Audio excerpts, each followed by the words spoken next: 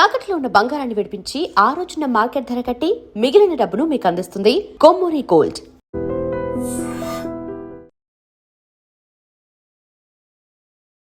నమస్తే, welcome to I dream. నేను వలి. ఫిబ్రవరి 28వ తారీఖు మొదలైంది యుద్ధం. ఈరోజు మార్చి 28, సరిగ్గా నెల రోజులు అవుతుంది. అయినా ఉద్రిక్తతలు చల్లారలా. 10 రోజులు అదనంగా ఇంకా సమయం ఇస్తున్నాం ఇరాన్కి అని చెప్పి అమెరికా అధ్యక్షుడు చెప్తున్నాడు. కానీ ఇరాన్ మాత్రం ఎక్కడా వెనక్కి తగ్గట్లేదు. ఇప్పటికి కూడా గల్ఫ్ కంట్రీస్ మీద ఆ దాడులు కొనసాగుతూనే ఉన్నాయి. ఇజ్రాయెల్ మీద దాడులు జరుగుతూనే ఉన్నాయి. ఎంతవరకు పోతుంది, భవిష్యత్తు ఏ విధంగా ఉండబోతుంది, ఈ యుద్ధం వల్ల నేర్చుకోవాల్సినటువంటి పాఠాలు ఏంటి, ఇవన్నీ కూడా మనం క్లియర్గా డిస్కస్ చేసే ప్రయత్నం చేద్దాం. ఈరోజు స్టూడియోలో ఉన్నారు రిటైర్డ్ ఆర్మీ ఆఫీసర్ వివి రావు గారు. సార్తో మాట్లాడదాం. సార్ నమస్కారం. వివి రావు గారు, నెల రోజులు అంటుంది సార్, ఇంకా ఉద్రిక్తతలు పెరుగుతున్నాయి కానీ రోజు రోజుకి తగ్గట్లా. ట్రంప్ లేటెస్ట్ ఆయన స్టేట్మెంట్ కావచ్చు, ఈ 10 రోజుల తర్వాత అయినా ఏమన్నా కొలిక్కి వస్తుందంటారా, ఒప్పందం జరుగుతుందంటారా, ఆగే పరిస్థితుందంటారా? నాకు కనిపించట్లేదండి ప్రస్తుతానికి. ఎందుకంటే అమెరికా వాళ్ళు రెజ్యూమ్ చేంజ్ అన్న పాయింట్ మీద బాగా హింజ్ అయిపోయారు, అంటే దాని మీద ఆధారపడిపోయారు. అది జరగలేదు. ఇరాన్ 2 సంవత్సరాల నుంచి బాగా తయారయ్యి అన్నిటికీ ఎదుర్కొనేందుకు ఎప్పటి నుంచో ప్లాన్, వార్ గేమింగ్ సిమ్యులేషన్ చేసుకున్నారు వాళ్ళు. అలాగే వాళ్ళకి సపోర్ట్లో రష్యా, చైనా ఇటువంటి దేశాలు ఉన్నాయి. రష్యా అయితే S-400 సిస్టమ్ సప్లై చేసింది. అలాగే చైనా అయితే ఇన్ఫర్మేషన్ వార్ఫేర్లను, సైబర్ వార్ఫేర్లను, మిసైల్ మెటీరియల్లను, ఇంకా ఇంటెలిజెన్స్ గ్యాదరింగ్, శాటిలైట్ ఇమేజరీ ఇటువంటి వాటిలో కూడా చాలా విధంగా హెల్ప్ చేస్తుంది. అందులో డౌట్ ఏమీ లేదు. ఓకే. సో యూక్రెయిన్లో అయితే అటు NATO countries led by USA పరోక్షంగా యూక్రెయిన్ ఫ్రంట్లో రష్యాకి ఎగనెస్ట్గా ఫైట్ చేస్తున్నాయి. ఇక్కడ మాత్రం డైరెక్ట్గా ఇన్వాల్వ్మెంట్ లేదు, కానీ చైనీస్ ఆపరేటర్స్ వచ్చి ఆపరేట్ చేస్తున్నట్టు రిపోర్ట్ రాలేదు. కానీ కొంతవరకు నార్త్ కొరియన్ ఆపరేటర్స్ టెలిమెట్రీ ఇటువంటి వాటిని రికార్డింగ్ చేసుకోవడానికి వచ్చారని రిపోర్ట్స్ వస్తున్నాయి. అండర్ గ్రౌండ్ బంకర్స్లో ఆపరేట్ చేస్తున్నారని రిపోర్ట్. ఓకే, ఇరాన్లోకి ఎంటర్ అయ్యి వాళ్ళు ఆపరేట్ చేస్తున్నారు.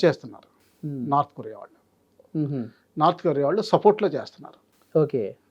సో ఇప్పుడు ఇరాన్ ఏం చేసిందంటే హైరార్కియల్ స్ట్రక్చర్, ఎందుకంటే ఇజ్రాయెల్ ఇప్పటి వరకు టాప్ లీడర్షిప్ని, హిజ్బుల్లాని కానీ హమాస్ని కానీ ఎలిమినేట్ చేయడం జరుగుతుంది. అలాగే టాప్ న్యూక్లియర్ సైంటిస్ట్ని, మిసైల్ టెక్నాలజిస్ట్ని ఇరాన్లో కూడా ఎలిమినేట్ చేయడం జరిగింది. అక్కడి నుంచి ఒక లెసన్ నేర్చుకున్నారు వాళ్ళు. టాప్ లీడర్షిప్ ఎప్పుడైనా ఎలిమినేట్ అవ్వచ్చు. అందువల్ల devolution of power, defining of responsibilities ఇవన్నీ క్లియర్గా చేసుకున్నారు. తర్వాత ఒకళ్ళు పోతే వేరే వాళ్ళు ఎవరు రెస్పాన్సిబిలిటీ తీసుకుంటారన్నది స్పష్టంగా వాళ్ళు తేల్చుకున్నారు.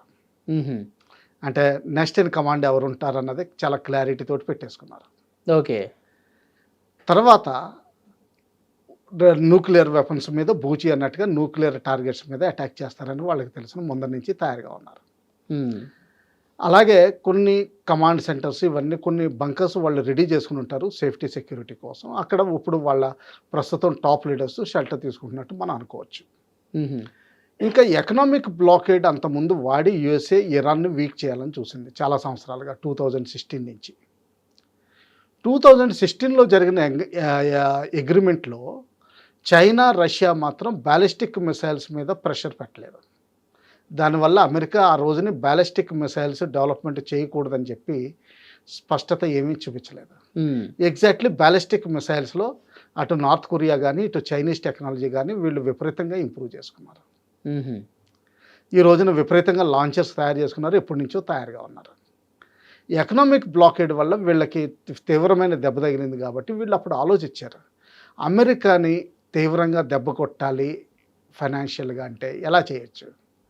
వాళ్ళకి ఒకటి తట్టింది, హార్ముజ్ జలసంధిని మనం కంట్రోల్ చేయడం మొదలుపెట్టి అక్కడ యువాన్ ట్రేడ్, అంటే యువాన్ అన్నది చైనీస్ కరెన్సీ, అందులో ట్రేడ్ మొదలు పెట్టగలిగితే అమెరికాని తీవ్రంగా దెబ్బ కొట్టినట్టు అవుతుంది. ఎగ్జాక్ట్లీ వాళ్ళు అదే చేశారు. అలాగే మిడిల్ ఈస్ట్లో కంట్రీస్ని అన్నింటినీ భయపెట్టి అమెరికా స్థావరాలు మీరు తీసేయండి అని భయపెడుతున్నారు. సో అమెరికన్ బేస్ల మీద అటాక్ చేశారు. అమెరికన్కు ఉన్న ఫారెన్ బ్యాంక్స్ అన్నీ వాటి మీద అటాక్ చేశారు. ఇంకా వాటర్ శాలినేషన్ మీద, డీశాలినేషన్ ప్లాంట్స్ మీద వాళ్ళ స్తోమత చూపించారు. కావాలంటే మేము డ్యామేజ్ చేయగలం, ప్రస్తుతానికి చేయట్లేదు, కొంతవరకు చేసి వాళ్ళ కెపాసిటీ చూపించారు. సో దీనివల్ల ఏంటంటే మిడిల్ ఈస్ట్లో అందరికీ అమెరికా మీద సపోర్ట్ ఎందుకు చేస్తున్నాం అన్న భావన వచ్చేసింది. వ్యతిరేకిస్తున్నారు ఇప్పుడు. ప్రస్తుతం పైకి కనిపించట్లేదు కానీ ఇంటర్నల్గా వ్యతిరేకిస్తున్నారు. నెక్స్ట్ ఏదైనా అగ్రిమెంట్ జరిగే అవకాశాలు ఉంటే అవన్నీ పోయినట్టే లెక్క పెట్టుకోవాలి. అంతే. ఆ విధంగా చేస్తూ తర్వాత అంతకుముందు ఎప్పుడో ఇరాక్ వార్లో కూడా చేసినట్టు మైన్స్ని వాడుకుని నేవల్ మైన్స్ అంటే సముద్రంలో మైన్స్ని పాతడం, హార్మోన్ జలసంధిని కంట్రోల్ చేయడం ద్వారా ఇప్పుడు కొత్తగా ఏమొచ్చిందంటే వాళ్ళకి ఐడియా వచ్చింది, సూయజ్ కెనాల్ లాగా మనం టోల్ ట్యాక్స్ ఎందుకు వసూలు చేయకూడదు. ఇప్పుడు స్టార్ట్ చేశారు కదా సార్. స్టార్ట్ చేశారు. సో ఏంటంటే దాదాపు రోజుకి 20 మిలియన్ బ్యారెల్స్ హార్మోన్ జలసంధి నుంచి బయటకు వస్తుంది. అందులో బ్యారెల్కి $1 తీసుకున్నా కానీ రోజుకి 20 మిలియన్ అంటే 365 వేసుకుంటే 365 ఇంటూ 20 వేసుకుంటే దాదాపు 8,000 9,000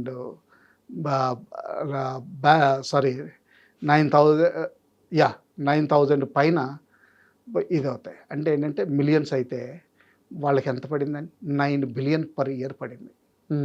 $9 బిలియన్ అమెరికన్ డాలర్స్ ఏది కష్టపడక్కలేకుండా ఇన్కమ్ వస్తుంది. అంటే మన కరెన్సీలో ఎట్లా 9,000 కోట్లు అంటారా? 9,000 మిలియన్స్ అంటే 9 బిలియన్స్ అయినాయి. 9 బిలియన్స్ అంటే 9 ఇంటూ 8 వేసుకుందాం, 9 వేసుకుందామండి, 81,000 కోట్లు ఎవ్రీ ఇయర్ ఇన్కమ్. ఓకే. ఇది అంటే సక్సెస్ఫుల్గా జరుగుతుందంటారా? వాళ్ళు అనుకున్నట్టు చేయగలిగితే? ప్రస్తుతానికి వాళ్ళు పార్లమెంట్ యాక్ట్ కూడా పాస్ చేస్తున్నారండి. అంటే దానికి మిడిల్ ఈస్ట్ కంట్రీస్ ఇంకా ఒప్పుకోక తప్పదు. కేవలం $1 కాబట్టి వాళ్ళకి పెద్ద పట్టింపు ఉండదు. ఎందుకంటే జనరల్గా రేటు 65 నుంచి 120 వరకు నడుస్తుంది. పైకి వెళ్ళినప్పుడు 160 వరకు టచ్ అవుతుంది, కింద ఉన్నప్పుడు 65 వరకు టచ్ అయింది లాస్ట్ 2 ఇయర్స్లో. సో ఈ రేంజ్లో నడుస్తూ ఉంటే $1 పెద్ద ఇంపార్టెంట్ ఏం కాదు సేఫ్టీ ఉంటే. సో సేఫ్టీ కోసం పే చేసే అవసరం కనిపిస్తుంది. అదైతే ఇరాన్కి కొత్తగా ఇన్కమ్ ఒకటి దొరికింది. అంటే కోల్పోయిన అన్ని కూడా మళ్ళీ పునర్నిర్మించుకోవడానికి అవకాశం ఉంది. అలాగే వాళ్ళు అడుగుతున్న 3 డిమాండ్స్లో కూడా మెయిన్ ఏంటంటే రిపరేషన్స్. మీరు మాకు లాస్ తీసుకొచ్చిందంతా రీపే చేయాలని అడుగుతున్నారు. సార్వభౌమత్వాన్ని అడుగుతున్నారు, ప్రొటెక్ట్ చేయమని. ఫ్యూచర్లో యుద్ధం జరగకుండా చేయాలని చూస్తున్నారు. దానిలోనే మిడిల్ ఈస్ట్లో ఉన్న బేసులు తీసేయమంటున్నారు. వాళ్ళని తీసేయమండమే కాకుండా ఈ ఏ దేశాలు అయితే ఈ అగ్రిమెంట్లు చేసుకుని అమెరికాని రానిచ్చినవో వాళ్ళని భయపెడుతున్నారు. మీరు చేయకపోతే మీ ఫైనాన్షియల్ ఎకనామిక్ ప్రాబ్లమ్స్ మీకు తీసుకొస్తాం, మీ డీసాలినేషన్ ప్లాంట్స్ కూడా మేము డ్యామేజ్ చేస్తాం, అంటే మీరు బతకడానికి దుర్భరం చేసేస్తాం. దానివల్ల ఏంటంటే ఈ రోజున ఇరాన్కి పై చేయి ఉంది, అందులో డౌట్ ఏమీ లేదు. కానీ క్షమత ఎక్కువ లేదు. కేవలం మిసైల్స్ ఉన్నాయి, యూవీస్ ఉన్నాయి, నేవీ దాదాపు చితికిపోయింది, ఎయిర్ ఫోర్స్ కూడా ఎఫెక్టివ్గా లేదు. ఎయిర్ డిఫెన్స్ సిస్టమ్స్ మాత్రం 2 సిస్టమ్స్ వచ్చినట్టున్నాయి. S-400 by road route Azerbaijan ద్వారా ఎక్కడి నుంచో వచ్చి ఉంటాయి. అవి ఎఫెక్టివ్గా పనిచేస్తున్నాయి. అందుకనే F-35ని కూల్చివేయగలిగే స్థితికి వచ్చారు. ఓకే. ఇంకా వీళ్ళు అమెరికన్స్ అంటారా ఓవర్ లోడింగ్ చేసి వాళ్ళ ఓన్ 5 F-35 విమానాలు, F-15 విమానాలు పోగొట్టుకున్నారు, 2 ఫ్యూయల్ ట్యాంకర్స్ని పోగొట్టుకున్నారు. అవి పాతేళ్ళండి, పర్వాలేదు. ఈ రోజున కూడా ఇంకోటి ఏదో ఎయిర్ క్రాఫ్ట్ ప్రాబ్లం వచ్చినట్టు విన్నాం. అలాగే ఈ మధ్యలో కొన్ని హెలికాప్టర్లు కూడా పోవడం జరిగింది. ఇంకా డిగో గార్షియా 4,000 కిలోమీటర్స్ ఉంటుంది. అక్కడ 2 మిసైల్స్ ఫైర్ చేసి ఇరాన్ తన క్యాపబిలిటీని 2,000 కిలోమీటర్స్ పైన నాకు క్యాపబిలిటీ ఉందని ప్రూవ్ చేసింది. అంటే యూరోప్కి భయం సృష్టించింది. మిడిల్ ఈస్టే కాకుండా నార్త్ ఆఫ్రికా, యూరోప్ని కూడా భయం సృష్టించింది. ఓకే సార్, ఇక్కడ డొనాల్డ్ ట్రంప్ ఆయన ఇచ్చిన స్టేట్మెంట్లో వాళ్ళు 1 వారం రోజులు టైం అడిగారు, నేను 10 రోజులు ఇస్తాను, ఏప్రిల్ 6వ తారీఖు రాత్రి 8 గంటల వరకు వాళ్ళకి సమయం ఉంది, ఒప్పందం చేసుకోవాలి ఎట్టి పరిస్థితుల్లో అని ఆయన మాట్లాడారు. ఇది చెబుతూనే మరోవైపు వేలాదిగా సైన్యాన్ని అక్కడికి పంపిస్తున్నాడు. అంటే అక్కడ ఉన్నటువంటి కెష్ము, కార్గో ఈ దీవుల్ని ఆయన కైవసం చేసుకోవడానికి చాలా సీరియస్గా ప్రయత్నం చేస్తూ ఉన్నాడు. ఈ టైం కూడా తీసుకునేది దానికోసమే ఒక చర్చ వినిపిస్తుంది. కరెక్టే. ఎందుకంటే జనరల్గా ఏమవుతుందంటే ఇవి సౌత్ ఈస్ట్ ఏషియా నుంచి వస్తున్నాయి, సౌత్ కొరియా నుంచి వస్తున్నాయి, తర్వాత అమెరికా నుంచే ఫ్లోరిడా నుంచి బేస్ నుంచి 82 ఎయిర్ బాండ్ డివిజన్ ఎక్కడైతే ఉందో అక్కడి నుంచి ఫ్లై చేస్తున్నారు. సో దాదాపు 3 బ్రిగేడ్స్ స్ట్రెంత్ ఆల్రెడీ వచ్చిందని లెక్క పెట్టుకోవచ్చు.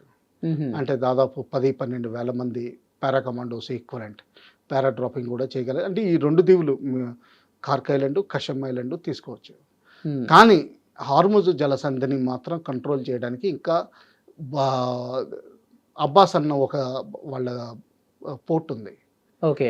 ఆ పోర్టుని తీసుకుంటేనే కానీ వాళ్ళకి వీలు పడదు. ఓకే. ఆ పోర్ట్ చాలా కష్టం. దాన్ని తీసుకోవడానికి చాలా కష్టం. ఎందుకంటే అది మన వైజాగ్ లాగా చుట్టూరు కొండలతోటి deep natural sea water port తోటి ఎప్పటి నుంచో చరిత్రలో ప్రాతినిధ్యం కలిగింది. తర్వాత ఏంటంటే అక్కడ సాల్ట్ కూడా ఎక్కువ దొరుకుతుంది. ఆ సాల్ట్ ఎప్పటి నుంచో కొన్ని వేల సంవత్సరాల నుంచి మైనింగ్ అయిన తర్వాత అక్కడ కేవ్స్ ఏర్పడిపోయినాయి. ఆ న్యాచురల్ కేవ్స్ ప్రొటెక్షన్ కూడా దొరుకుతుంది.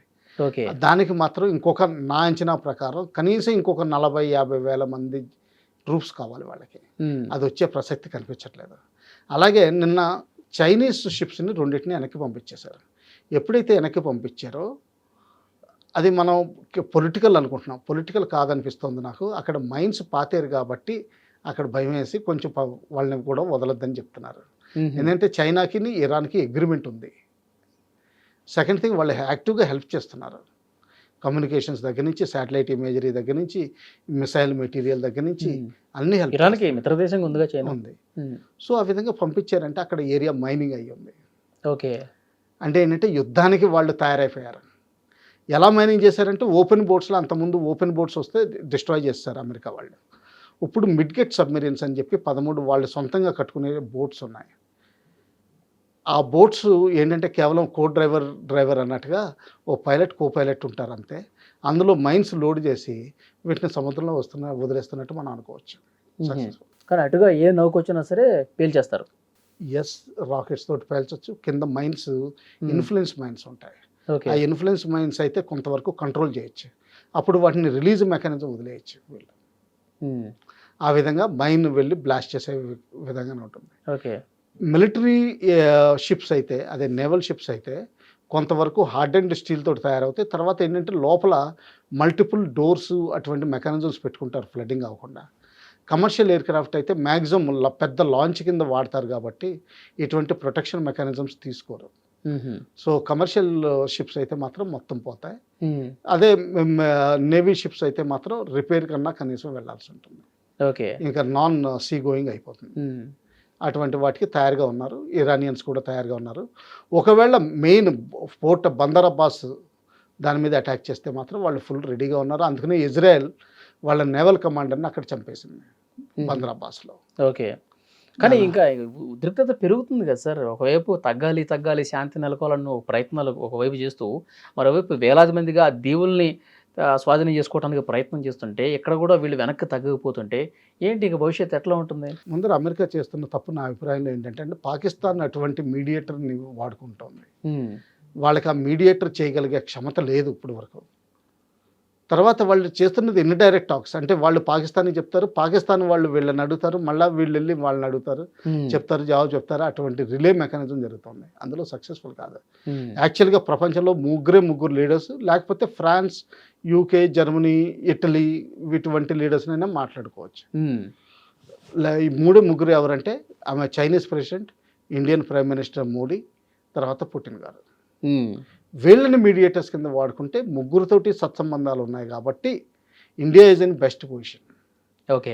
చైనా కొంచెం సెకండరీ పొజిషన్లో ఉంటుంది. ఎందుకంటే వాళ్ళు ఇరాన్కి వన్ వే హెల్ప్ చేస్తున్నారు. తర్వాత అమెరికాతోటి ధీటుగా పవర్ కింద ఎదగాలని చూస్తున్నారు. అమెరికాకి మెయిన్ ప్రత్యర్థి చైనానే కాబట్టి యాక్చువల్లీ ఈ యుద్ధంలో మెయిన్ బాగుపడేది చైనా. మీరు ఎంతకైనా కొట్టుకోండి, మనకి నాకే ఉపయోగం అన్నట్టు. వాళ్ళ మిసైల్స్ ఇవన్నీ టెస్ట్ అవుతున్నాయి, టెక్నాలజీ టెస్టింగ్ అవుతుంది. తర్వాత కొత్త పాఠాలు నేర్చుకుంటున్నారు. ఓకే. సో లైవ్ కాల్లో కూడా మాట్లాడుకున్నట్టున్నారు కదా సార్ మోదీ గారు, ట్రంప్ మాట్లాడుకున్నా కానీ ఏం మాట్లాడారు అన్నది మనకి స్పెసిఫిక్ తెలియదు. అయితే మోడీ గారు అయితే ఏంటంటే నాకున్న అభిప్రాయం ఏంటంటే ఏదో అంటే వ్యర్థ ప్రలాపానికి ఆయన దిగే ప్రసక్తిలోకి వెళ్ళరు. ఎందుకంటే ఇరాన్ హార్మోజ్ సంధిని వదిలేటట్టు ప్రసక్తి కనిపించట్లేదు. అలాగే అమెరికా హార్మోజ్ జలసంధిని ఫ్రీ చేయకుండా యుద్ధం విరామం ప్రకటించే అవకాశం కనిపించట్లేదు. ఇంకా మిగతా న్యూక్లియర్ వెపన్స్ ఇవన్నీ అంటారా, అవన్నీ బూచి. వాళ్ళ దగ్గర ఇప్పుడు కెపాసిటీ లేదు. నెక్స్ట్ 5 yearsలో వాళ్ళు డెవలప్ చేయగలిగే కెపాసిటీ కూడా లేదు వాళ్ళకి. సో నెక్స్ట్ 5 years నిశ్చింతగా నిద్రపోవచ్చు. కానీ వీళ్ళు ఏంటంటే అది న్యూక్లియర్ వెపన్స్ అనేది ఏంటంటే అది చూపించడం అంతే. ఓకే. కానీ ఇజ్రాయెల్కి మాత్రం ఏమనుందంటే రెజీమ్ చేంజ్ అయ్యేంత వరకు హమాస్కి, హెజ్బుల్లాకి సపోర్ట్ వస్తుంది, అందుకని నాకు శాంతి రాదని చెప్పి వాళ్ళ అభిప్రాయం. సో రెజీమ్ చేంజ్కి ఇంకొక సైడ్ నుంచి ట్రై చేస్తూనే ఉంటారు. వీళ్ళు చేసిన మిస్టేక్ ఏంటంటే సోషల్ మీడియా ఇవన్నీ చూసుకుని చాలా సంతోషపడిపోయారు రెజీమ్ చేంజ్ అయిపోతుందని. అయితే వాళ్ళకి ఒకటి అర్థం కాలేదు, వీళ్ళు జనరేషన్ జెడ్ వీళ్ళు వీధుల్లోకి ఎడ్యుకేషన్ కోసం వచ్చినా కానీ ఫైనాన్షియల్ సోషల్ పవర్ మాత్రం ఇంకా ముసలి వాళ్ళ దగ్గరే ఉంది. వాళ్ళందరూ ఆయతొల్లాకి లాయల్టీ. ఓకే. సో అది తప్పు అంచనా వేశారు. రిజమ్ చేంజ్ అయ్యే పరిస్థితి.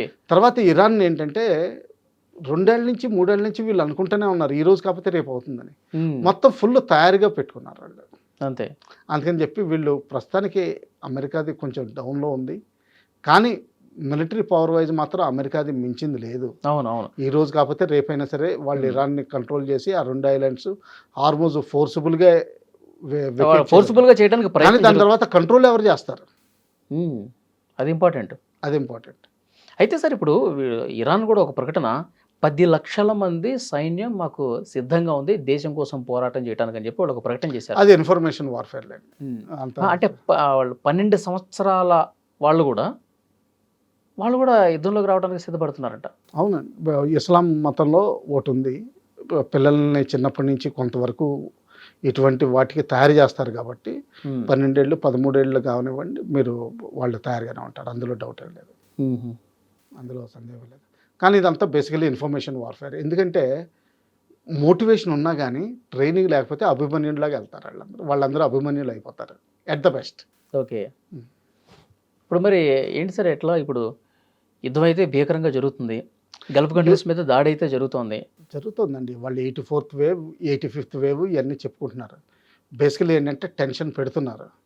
కానీ ఈసారి సర్ప్రైజింగ్ ఏంటంటే ఇజ్రాయెల్ ఎప్పుడు ఊహించలేదు వాళ్ళ ఐరన్ డోమ్ ఇన్ఎఫెక్టివ్ అవుతుందని. హైపర్సోనిక్ మిసైల్స్ విపరీతంగా వాడడం వల్ల వీళ్ళు దాదాపు 8 to 9 సిటీస్ ఇజ్రాయెల్లో యాక్చువల్గా హిట్ చేయగలిగారు, ఇంక్లూడింగ్ ప్రైమ్ మినిస్టర్ ఆఫీస్ ఇవన్నీ కూడా. అలాగే ఇజ్రాయెల్ మిలిటరీ హెడ్ క్వార్టర్స్ని కూడా హిట్ చేయగలిగారు. అవసరం వస్తే ఆలక్సా ఎక్కడైతే బెత్లెహేమ్లో క్రిస్టియానిటీ జూస్ ముస్లిమ్స్కి మెయిన్ టెంపుల్స్ ఇవన్నీ మసీదులు ఉన్నాయో అక్కడ కూడా హిట్ చేయగలిగే కెపాసిటీ దగ్గరలో ఫైర్ చేసి చూపించగలిగారు ప్రెసిడెంట్ గైడెన్స్. ఇది ఎప్పుడు ఇజ్రాయెల్ ఎక్స్పెక్ట్ చేయలేదు. అందువల్ల ఇప్పుడు వాళ్ళు ట్రై చేస్తున్నారు రెజ్యూమ్ చేంజ్కి, ఇంకా కొంతవరకు ఫైర్ చేస్తున్నారు. అయితే అమెరికా అన్నట్టుగా ఇరాన్ ఎనర్జీ సెక్టర్ మీద మాత్రం దాడి చేస్తే మాత్రం ఇరాన్ వెంటనే మిడిల్ ఈస్ట్లో ఉన్న కంప్లీట్ ఎనర్జీ స్ట్రక్చర్ని డిస్ట్రాయ్ చేస్తుంది. అవును, డెఫినెట్గా జరుగుతుంది సార్. అది జరిగితే మాత్రం ఇంకా ప్రపంచం యుద్ధం మొదలైనట్టే. ఏప్రిల్ 6 రాత్రి 8 తర్వాత అసలు ఊహించడమే కష్టమయ్యే పరిస్థితులు కనిపిస్తున్నాయి. ఒకటి ఉందండి, ఇరాన్ పాత సివిలైజేషన్, చైనా అంత తెలివైన వాళ్ళు కాకపోవచ్చు, కానీ నాకేమనిపిస్తుందంటే 6వ తారీఖు రాత్రి సాయంకాలం 4 ఎంతకో వాళ్ళు రాజనీతి వాడి మేము న్యూక్లియర్ వెపన్స్ అసలు డెవలప్ చేయవు, మెటీరియల్ కావాలంటే ఇస్తాం తీసుకెళ్ళండి, అది భూమిలో మిగిలిపడి ఉంది మీరు తవ్వుకుని తీసుకెళ్ళండి. హార్ముజ్ జలసంధిలో మాత్రం అది పార్లమెంట్ యాక్ట్ పాస్ చేసింది, మేము దానికి అయితే 6 ప్రస్తుతానికి మాత్రం ఇప్పుడు ఇరాన్ ఇజ్రాయెల్ షిప్స్కి కండిషన్స్ విధించాం, అవి కూడా తీసేస్తాం, ఎవరైనా పే చేసి తీసుకెళ్ళండి అని చెప్పే అవకాశాలు, రాజనీతి వాడే అవకాశాలు కనిపిస్తాయి. లేదు హార్ముజ్ జలసంధి మీద నీ పెత్తనం కూడా లేదు, అది అమెరికానే కంట్రోల్ చేస్తుంది అంటే ఇంకా అప్పుడు యుద్ధం తప్పదు. అలాంటి పరిస్థితులు కనుక వస్తే సార్ 3వ ప్రపంచ యుద్ధానికి దారితీసే అవకాశాలు ఉన్నాయంటారా? చైనా రష్యా 3వ ప్రపంచ యుద్ధం వచ్చేది. చైనా మాత్రం ఈ రోజును కూడా 2027 ఆఖరి వరకు అమెరికా ఎక్కడున్నా కానీ డైరెక్ట్గా తలపడదు. వాళ్ళ మెయిన్ ఎయిమ్ తైవాన్ని తీసుకునేంత వరకు ఎక్కడ తలపడదు. ఓకే. అయితే రష్యన్ ప్రెసిడెంట్ కొన్ని సంవత్సరాలుగా 2 వారాలుగా వార్నింగ్ ఇస్తూనే ఉన్నారు, రేడియేషన్ లీక్ అయ్యే అలవాటు ప్రమాదం కనిపిస్తోందని. అది ఎందుకంటే న్యూక్లియర్ వీళ్ళ ఎస్టాబ్లిష్మెంట్స్ మీద వాళ్ళు ఏదైతే కూరుకుపోయినాయని ఉన్నాయని చెప్తున్నారో దాని మీద అటాక్ చేయడం మొదలుపెట్టారు. అలాగే వాళ్ళకి ఒక పీస్ఫుల్ న్యూక్లియర్ రియాక్టర్ ఉంది, అది యాక్చువల్గా వచ్చింది అమెరికా నుంచే, పహ్లవి రాజా షా ఉండగా అగ్రిమెంట్ అయ్యేది, తర్వాత కన్స్ట్రక్షన్. వీటిని డ్యామేజ్ చేసే అవకాశాలు కనిపిస్తున్నాయి, అక్కడ రేడియేషన్ లీక్ అయ్యే అవకాశాలు ఉన్నాయి. ఇప్పటికే కొంత ఆందోళన కూడా వ్యక్తం చేసింది బుషెహర్, అదే న్యూక్లియర్ ప్లాంట్, అక్కడ న్యూక్లియర్ రేడియేషన్ లీక్ అవుతుందని ఆల్రెడీ చెప్తున్నారు కూడా. అవునవును, అది అయ్యే అవకాశాలు ఉన్నాయి. అది కాకపోతే వీళ్ళ దగ్గర ఉన్న 460 kgs partly uranium, refined uranium, మిగతాది దాదాపు 10 tons, దాన్ని మామూలు బాంబులో కలిపి సౌత్ ఇజ్రాయెల్లో ప్రయోగించే అవకాశాలు నాకు చాలా కనిపిస్తున్నాయి. సౌత్ ఇజ్రాయెల్ ఎందుకంటారా, వెస్ట్లో చూస్తే అటు ప్యాలెస్టైన్ ఉంది, నార్త్లో చూస్తే లెబనాన్ ఉంది, ఇటు వెస్ట్ బ్యాంక్ ఉంది. వీళ్ళ ఇజ్రాయెల్ పాపులేషన్ అంతా ఈ నార్త్ అండ్ సౌత్ ఉత్తరంలో ఎక్కువ ఉంటుంది, దక్షిణాన్ని తక్కువ ఉంటుంది. అంటే ఇజ్రాయెల్ మీద అణుబాంబు వేయడానికి సిద్ధంగా ఉందంటారు. అంటే ఒక టైప్ ఆఫ్ డిప్లీటెడ్ అంటే చీప్ అండ్ అంటే ఇప్పటి వరకు శుద్ధి చేసినటువంటి యురేనియంతో వాళ్ళు డస్ట్తో వేస్తారు. డస్ట్తో చేస్తారు. దానివల్ల బ్లాస్ట్ లైట్ రాదు, కానీ రేడియేషన్ విపరీతంగా ఉంటుంది. బా రేడియేషన్ అంటే సింపుల్ టర్మ్స్లో మీకు చెప్పాలంటే మరి ఎంఆర్ఐ స్కానర్లో మీకు ఎంఆర్ఐ టెస్ట్ చేసినప్పుడు అవునవును అక్కడ దగ్గరలో ఎవరిని ఉండరు, మీ బాడీ మీద ఒక పార్ట్ ఐరన్ పార్ట్ ఉన్నెవరు, ఒకళ్ళని జాగ్రత్తగా ఉండమంటారు, వామిటింగ్ అవుతుందా లేదా అని అడుగుతారు. ఎందుకంటే రేడియేషన్ ఎక్కువ మన బాడీలోకి వెళ్ళినప్పుడు వామిటింగ్ ఇవన్నీ ఫస్ట్ సిమ్టమ్స్ కనిపిస్తాయి, ఓకే, తర్వాత పుళ్ళు వస్తాయి శరీరం మీద. అందుకని చెప్పి మీరు ఎంఆర్ఐ స్కాన్లు ఇవి కూడా ఎక్కువ తీసుకోవద్దని చెప్తారు. ఆ ఎఫెక్ట్ అయితే ఉంటుంది. ఆ ఎఫెక్ట్ అయితే ఉంటుంది. ఇదే రేడియేషన్ అయితే ప్రాపర్ రేడియేషన్ మీకు ఎర్లీ 80s మన ఇండియా హైదరాబాద్లోనే న్యూక్లియర్ ఫ్యూయల్ కాంప్లెక్స్ దగ్గర ఉన్న ర్యాక్ పిక్కర్స్ అందరికీ ఈ సిమ్టమ్స్ కనిపించినాయి, పుళ్ళు రావడం ఇదంతా. తర్వాత వాళ్ళంతా ఏదో లీక్ని వాళ్ళు రెక్టిఫై చేసుకున్నారు, కానీ బేసికలీ ఆ రోజుల్లో ర్యాక్ పిక్కర్స్ ఎర్లీ 80sలో కనిపించింది. ఓకే, అటువంటి ఇంపాక్ట్ ఉంటుంది 20-25 కిలోమీటర్స్. నివాసయోగ్యం కాదు. చెర్నోబిల్ ఈ రోజున కూడా నివాసం లేరు, అలాగే అయ్యే అవకాశాలు. ఓకే, కానీ అమెరికాలోనే ఉన్నటువంటి ప్రజలు కూడా చాలామంది 58% పైగా వ్యతిరేకిస్తున్నారంట డొనాల్డ్ ట్రంప్ని, ఆయన తీసుకుంటుండే. ఇదంతా ఏంటంటే ఇన్ఫర్మేషన్ వార్ఫేర్. వ్యతిరేకిస్తున్నారని మనం క్లియర్గా చెప్పలేము. ఎందుకంటే మీకు ఆ ఓటింగ్ పోల్ ఎవరు చేశారు? మీడియా చేసింది. మీడియా ఎవరు చదువుతారు? అమెరికాలో మీడియా చాలా తక్కువ మంది చదువుతారు. వాళ్ళంత పొలిటికల్లీ ఇంట్రెస్టెడ్ కనిపించరు, ఎవరు బిజినెస్ వాళ్ళు చేసుకుంటారు.